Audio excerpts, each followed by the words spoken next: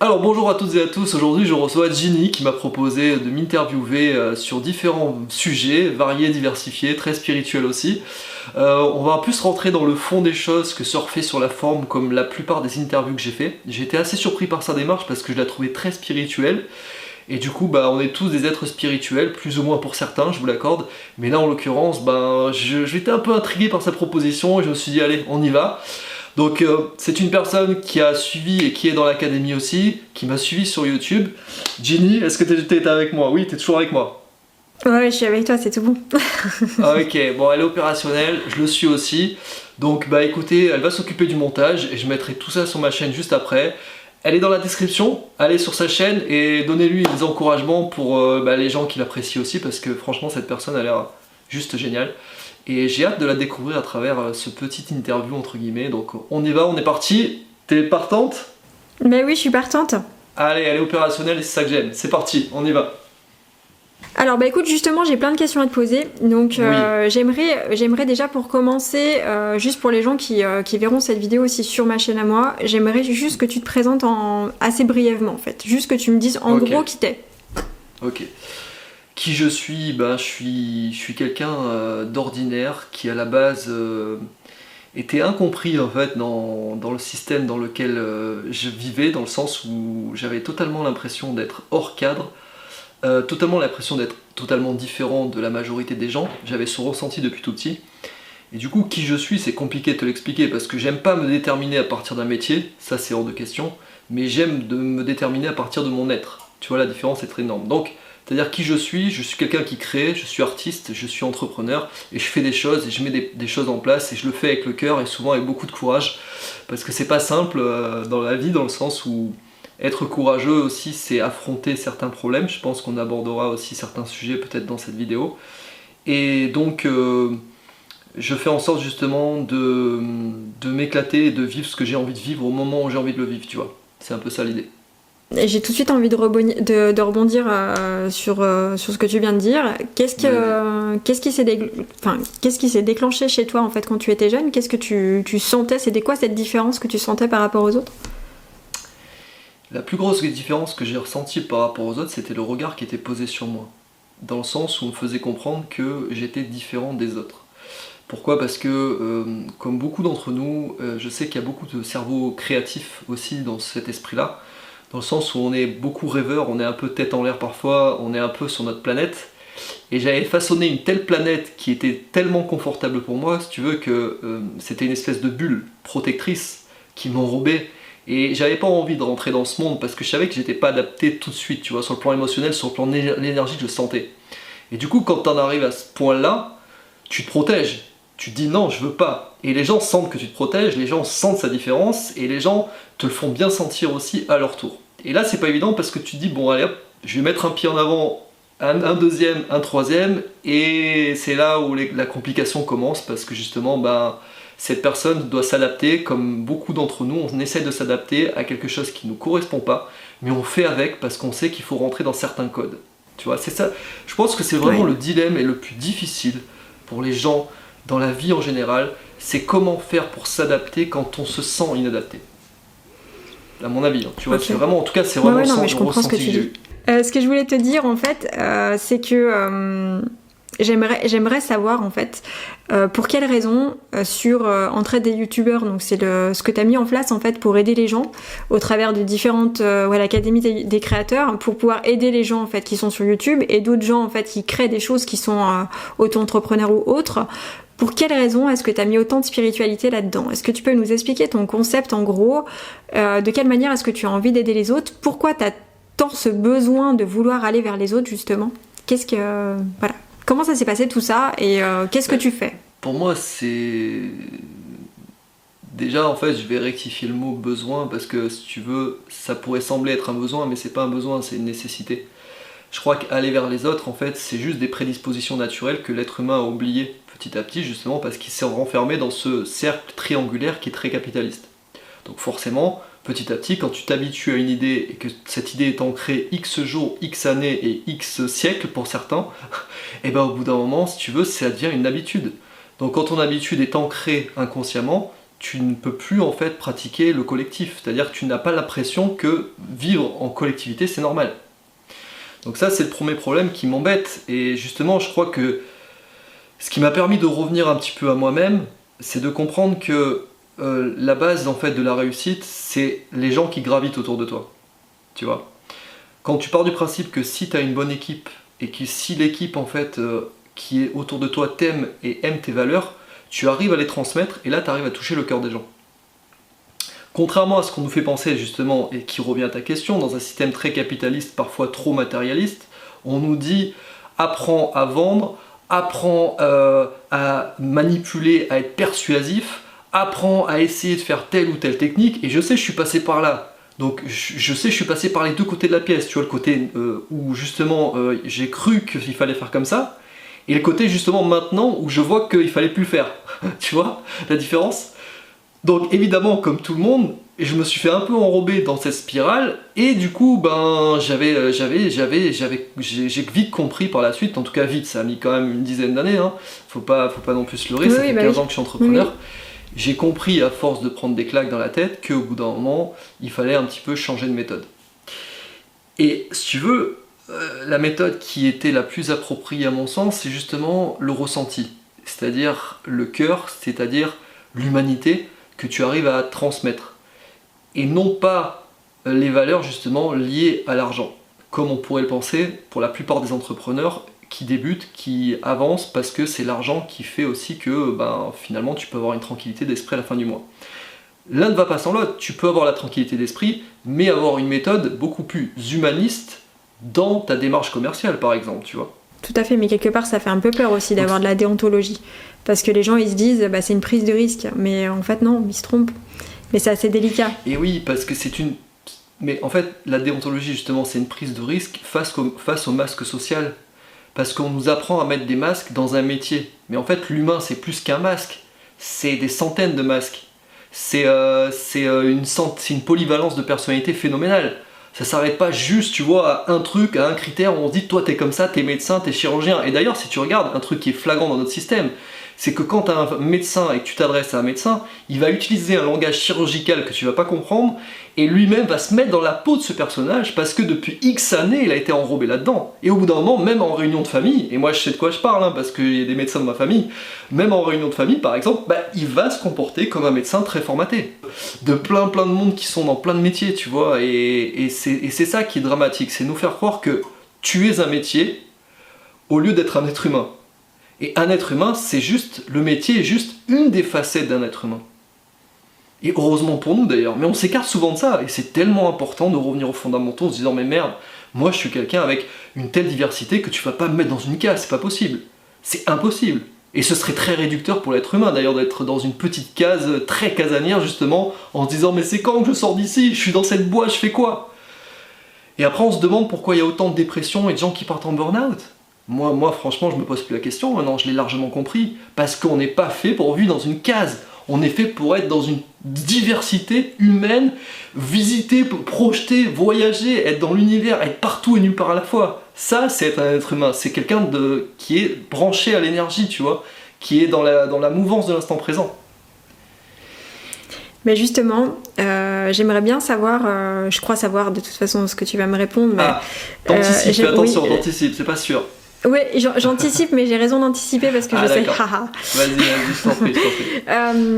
Je sais que tu as une bonne étoile en fait qui te suit déjà depuis un petit moment et qui t'aide aussi sur tes travaux c'est rassurant, en tant qu'entrepreneur. D'accord, parfait. Si t'as le nom de l'étoile, je veux bien.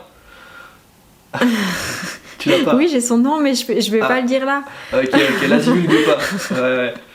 Mais justement, je voulais que ce soit toi qui en parle, parce que t'es très consciente qui c'est, et je voulais justement que tu nous racontes qui c'est et comment est-ce que tu l'as rencontré. Mais du coup, si t'as pas conscience, c'est pas la peine. si, j'en ai conscience, je plaisante, mais en fait, je crois que la meilleure étoile que je puisse avoir, justement, c'est un trait de mon caractère qui fait que je persévère, tu vois. Et quand on persévère, c'est aussi synonyme de courage. Il y a une expression que j'aime bien qui dit que justement le courage, ce n'est pas l'absence de peur, mais c'est la capacité à la vaincre, cette peur. Et quand tu pars de ce principe-là, tu dis que quand tu as du courage, finalement, la chance s'ouvre à toi. Pourquoi? Parce que tu as une telle persévérance face aux situations que tu tires une telle expérience de chaque situation qui parfois peut être dramatique dans le moment, mais t'amène souvent à une situation beaucoup plus positive par la suite. Et on se rend compte dans nos chemins de vie, d'ailleurs ça fonctionne vraiment comme ça, c'est que sur le coup c'est dur, après t'as une autre expérience qui dit mais en fait c'était pas si dur que ça, puis une autre expérience t'amène à une nouvelle rencontre, et puis petit à petit le cheminement se fait dans le bon sens du terme, tu vois. Et ça souvent on l'oublie parce que du coup on se focalise sur le moment où baf on prend la claque, mais on se focalise pas sur l'après la claque, tu vois. Alors que c'est le moment le plus important. C'est hyper riche de se faire en fait, d'avoir des échecs. C'est hyper riche parce que ça fait partie de ton développement. Voilà, c'est ça, et tu sais de quoi je parle, hein. Tu tires un tel développement de l'échec que justement c'est un tremplin vers la réussite, et c'est souvent un succès mal interprété, comme je le dis souvent, qui t'amène à évoluer petit à petit. Et donc pour revenir à ta question, est-ce que du coup ça c'est quelque chose qui te parle par rapport à ça, cette étoile justement? Parce que pour moi c'est vraiment une étoile. Le courage, oui, le courage, c'était pas ça que j'attendais comme réponse, mais elle est très bien ta réponse. Mais du coup ce que je vais faire, c'est que je vais juste rebondir en fait sur ce que tu as dit, parce que mon opinion finalement il a pas d'importance ce soir. Ce qui compte c'est ce que tu ressens en fait, et ce qui se dégage de toi aujourd'hui. Moi, ce que je pense, on s'en fout, en fait, pour être honnête. Mais par contre, ce que tu as dit, c'était hyper important. Et c'est vrai que ça fait complètement partie, en fait, de notre développement à chacun, en fait. Que justement, quand on vit des épreuves, c'est là qu'on évolue. Si on passe notre temps... je vais prendre un exemple hyper concret et hyper simple. Est-ce que vous pensez tous, ici, là, est-ce que vous pensez sincèrement que toutes les personnes qui sont riches ou célèbres, elles sont heureuses dans leur vie? Clairement, non. C'est pas possible, non. Non.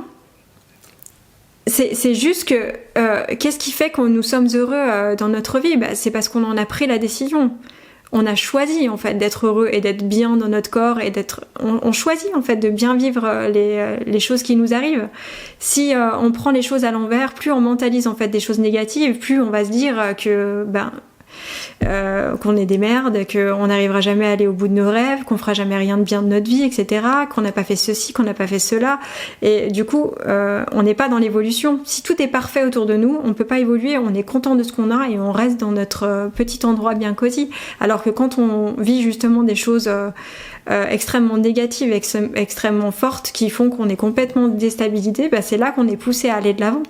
Et justement, ce que je voulais te demander, c'est est-ce que toi, le fait d'avoir mal vécu en fait tout ce qui s'est passé autour médiatiquement en fait autour de toi, est-ce que c'est ce qui t'a poussé à aller de l'avant, et est-ce que ça t'a rendu beaucoup plus fort, et dans quel sens?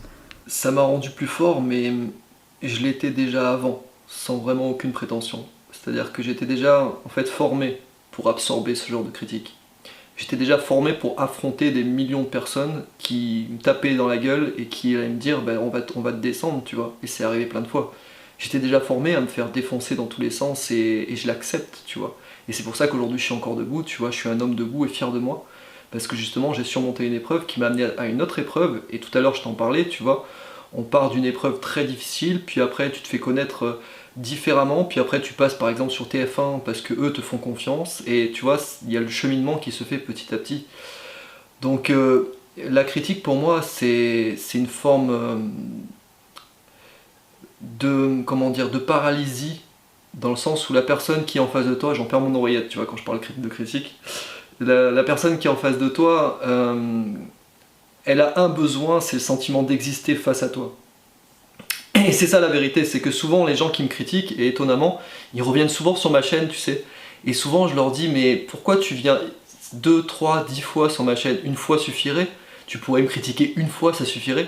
Mais non, en fait, ils ont besoin de se sentir exister pour revenir et remettre de la critique.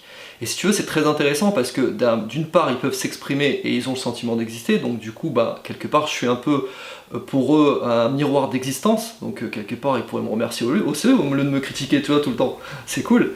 Mais d'autre part, ça ramène aussi les gens à se dire, en fait, si je critique ce mec, c'est quoi mon problème dans le côté miroir de ma personnalité? Si je le critique face à ce qu'il fait, quel est mon problème? Sinon, pourquoi le critiquer? Dans le sens où, comme on dit, l'ignorance est le meilleur des mépris. J'aurais pas besoin de critiquer quelqu'un si vraiment je n'avais pas peut-être moi, au fond de moi, quelque chose à me reprocher, tu vois, ou quelque chose à déverser de ma personne sur un mur pour m'exprimer, pour avoir l'intelligence, quoi, pour avoir la sensation d'exister. Et c'est un peu dramatique dans notre monde parce que maintenant on vit entre écrans interposés et il y a vraiment une absence de courage, tu vois, les gens sont plus courageux.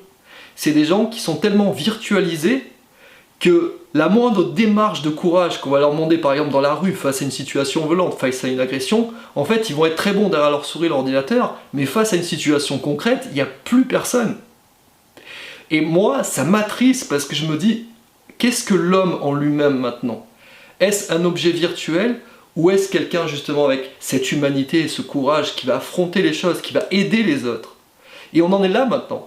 Les gens ils sont très bons à critiquer derrière leur écran, mais ils sont très moyens pour agir à l'extérieur de l'écran. Donc si j'ai un message à passer aujourd'hui, c'est justement, revenons aux choses essentielles, c'est essayer de comprendre, à connaître qui est l'auteur, qui se cache derrière l'auteur, qui est cette personne avec toute cette diversité, pour ensuite la critiquer et tirer des conclusions, peut-être hâtives ou pas, mais tirer des conclusions qui sont en tout cas relatives, tu vois. Ouais.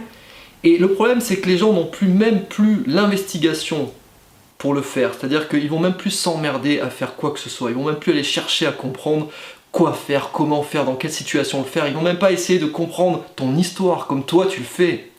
Et maintenant, on s'arrête juste à des superficies, juste à une petite remarque, juste à une réputation. On en est là dans ce monde, sincèrement.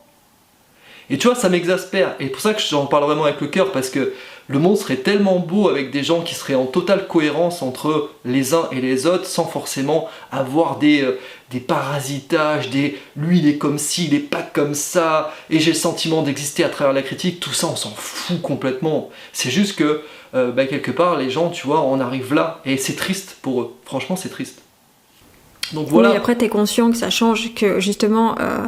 Là, on est dans une période charnière et que on arrive à la fin d'un cycle et très concrètement, ceux qui auront choisi en fait de rester là où ils en sont, ils vont rester là, tandis que les autres vont prendre un level supérieur, quoi. Mais oui, là, on est justement dans l'histoire de la 3D et de la 5D, donc c'est pas juste une histoire de satellite, on parle des dimensions, et là, clairement, voilà, c'est soit t'évolues, soit tu restes en arrière. Donc après, c'est des choix personnels.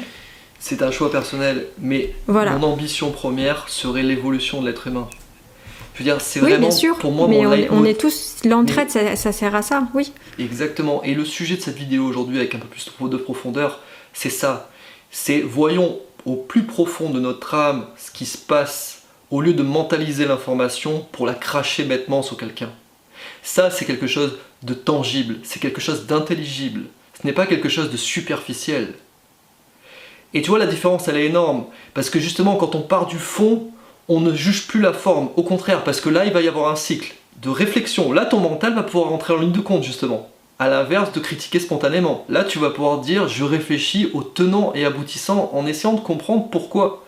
Et c'est pas lié qu'à moi tout ça, c'est un sujet d'actualité. Regarde en politique, regarde maintenant face à la situation de crise dans laquelle on vit en ce moment. Regarde les jugements qu'il peuvent y avoir par rapport au Dr Out qui sort, tu sais, sur son fameux cachet justement pour aider sur le coronavirus. Lui aussi se fait critiquer, se fait démonter. On en est là maintenant. C'est-à-dire que c'est vraiment que par un écran interposé. Et qu'est-ce que ça va être dans un siècle, tu vois ? Comment ça va se passer dans quelques siècles ? Est-ce qu'on va être robotisé ? Est-ce qu'on va perdre notre âme ? Est-ce qu'on va en arriver justement à être sur une totale superficie de l'être humain sans forcément apprendre à le connaître ?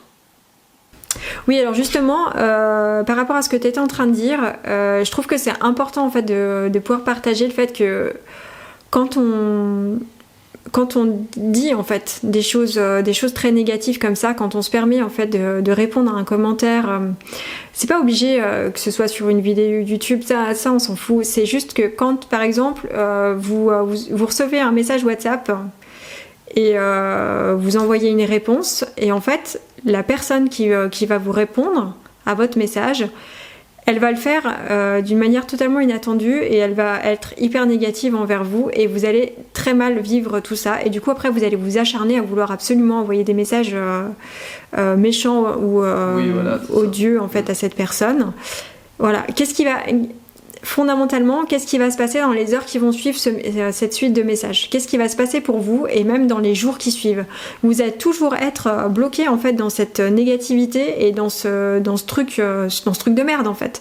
C'est-à-dire que plus vous allez remuer de la merde, plus vous allez vous en remettre en fait à l'intérieur de vous. Je sais pas si je m'exprime très clairement là du coup, mais en fait, ce que je veux dire, c'est que plus tu véhicules, en fait, plus tu vas t'acharner sur quelqu'un, plus finalement c'est toi que t'enfonces, parce que finalement, t'es peut-être fier d'avoir répondu de telle ou telle manière à une personne, mais derrière, toi, qu'est-ce que t'éprouves? Parce que finalement, ce qui compte, c'est ce que toi tu vibres à l'intérieur de toi. C'est ce que toi tu ressens. Et si tu ressens que du négatif par rapport à ce que tu fais ou par rapport à ce que tu dis, eh ben, t'es pas heureux finalement. Donc à quoi ça sert de se mettre dans cet état d'esprit-là? Ça n'a pas de sens. Le seul sens que j'ai trouvé jusqu'à présent, c'est le sentiment d'exister. Et tu vois, c'est intéressant parce que... C'est juste, mais c'est pas la bonne manière. C'est ça. C'est genre, ok, t'as la théorie, mais utilise les bons outils, tu vois. Le problème, c'est que, en fait, il y a un double problème dans cette histoire. C'est la charge émotionnelle qui est liée à l'émission et à la réception. À l'émission, dans le sens où tu vas envoyer un truc négatif dans l'espoir de toucher l'autre, et la réception, c'est que tu vas avoir la rancœur d'envoyer un truc négatif, et au final, ça va te toucher toi. Donc au final, autant s'abstenir, même si on n'est pas d'accord, ou si on n'est pas d'accord, on peut s'exprimer avec une critique constructive qui va faire réfléchir la personne, tu vois, aucun souci. Mais de toute façon, moi, ce que j'aime, cette expression qui dit que, je crois que c'était Gandhi qui disait ça, c'est ce que je sais, c'est que je ne suis rien en fait. Je ne sais rien. Je ne suis rien et je ne sais rien. Ça, je le sais clairement. Dans ce monde, on n'est rien. Et on ne peut pas se permettre des fois d'imposer quelque chose à quelqu'un alors que peut-être que la personne le fait totalement avec le cœur. Et on connaît le quart de la situation qu'elle vit parfois. On connaît le quart de ses objectifs. On connaît le quart de ses valeurs, mais on l'ouvre quand même. Au bout d'un moment, ferme ta bouche, tu vois, c'est un peu ça. Et on devrait un peu comment dire, tu vois, l'adopter cette philosophie au quotidien. Ma grand-mère disait tourne ta langue 10 fois, tu vois, et ça c'est une expression que j'ai retenue avant de l'ouvrir. Et c'est vrai que souvent je la tournais. C'est 7 normalement. 7, tu vois, j'ai réinventé l'expression. Maintenant je la tourne plus une dizaine de fois, voire une vingtaine s'il faut.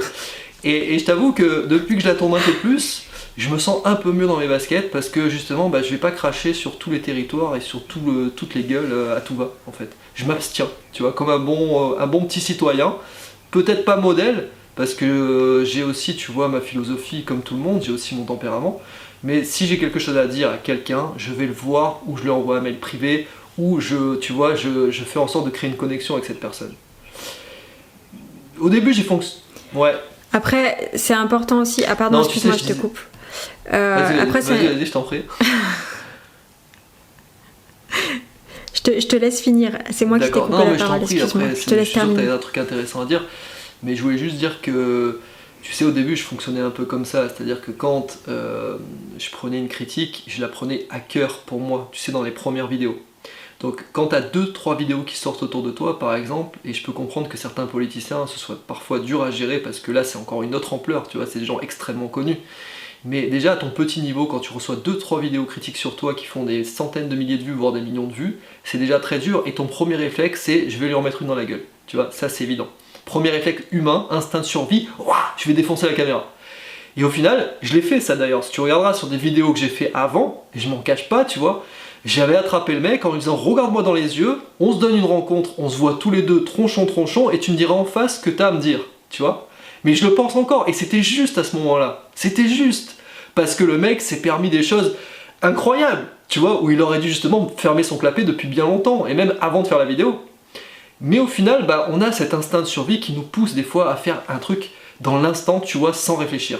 Et je pense que cet instinct de survie, justement, il domine sur notre mental parfois. C'est-à-dire que l'instinct et notre, tu vois, justement notre intuition parfois ou notre précipitation nous fait dire des conneries plus rapidement que ce qu'on pourrait marquer sur notre clavier d'ordinateur. C'est un peu le souci.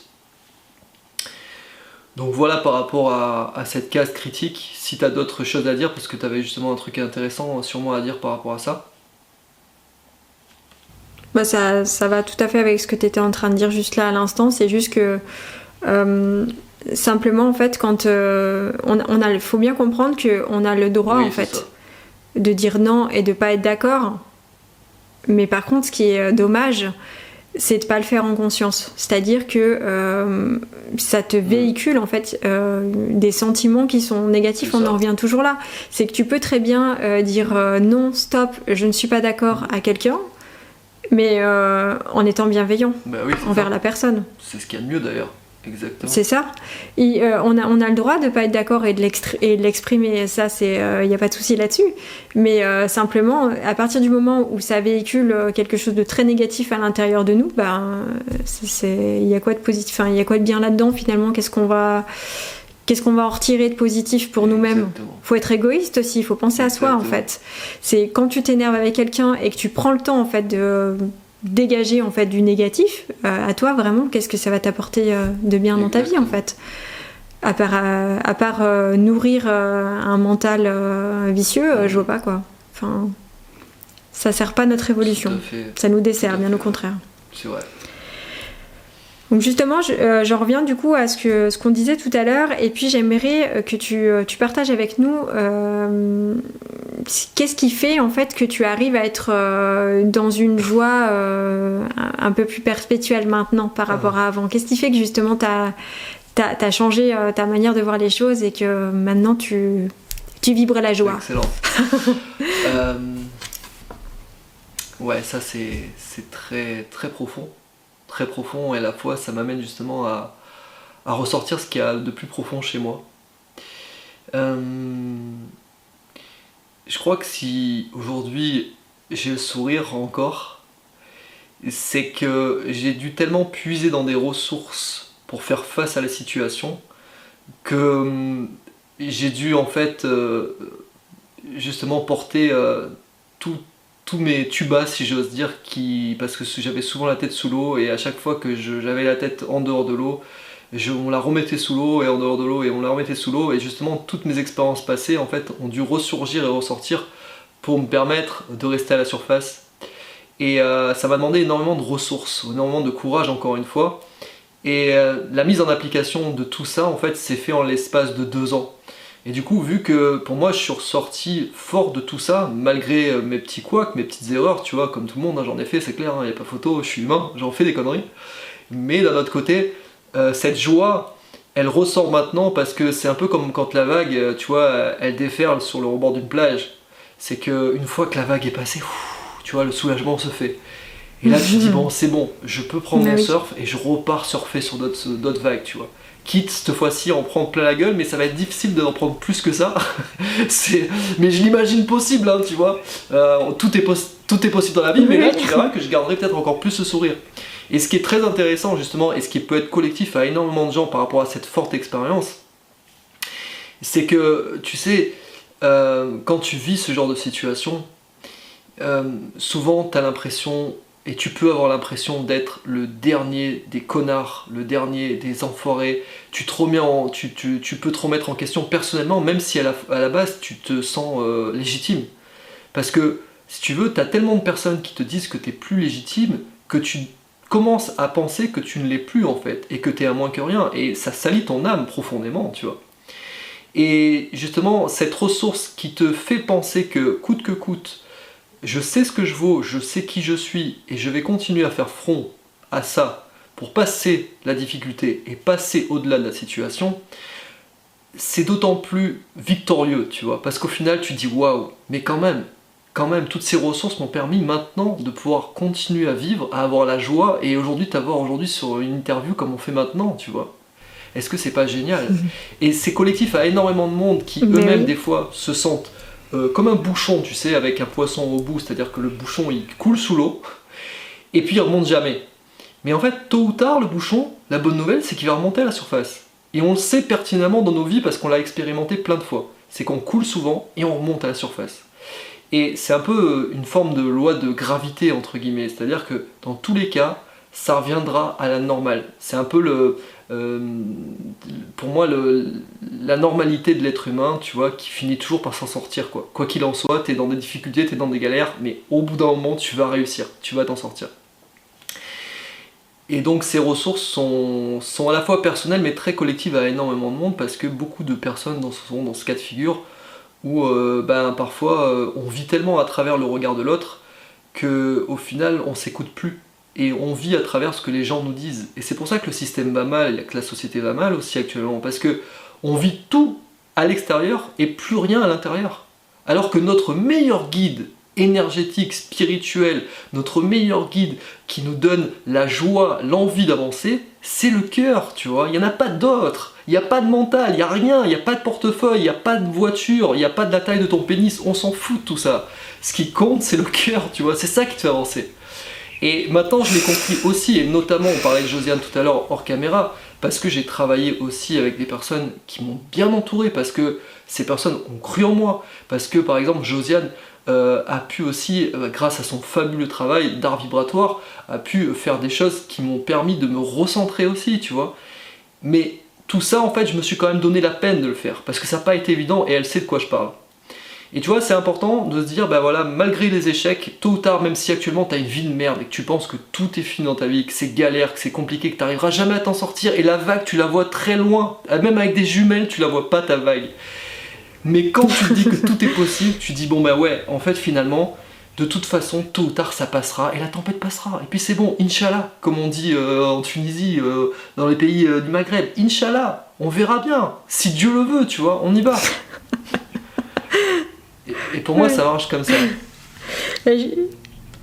Ça marche comme ça. Et t'as bien raison, parce que c'est comme ça que tout le monde devrait voir les choses, en fait, justement. Le verre à moitié plein plutôt qu'à moitié vide, comme on dit. Est-ce que tu peux me dire un petit peu, c'est quoi tes rituels, c'est quoi les petites choses qui te font du bien tous les jours?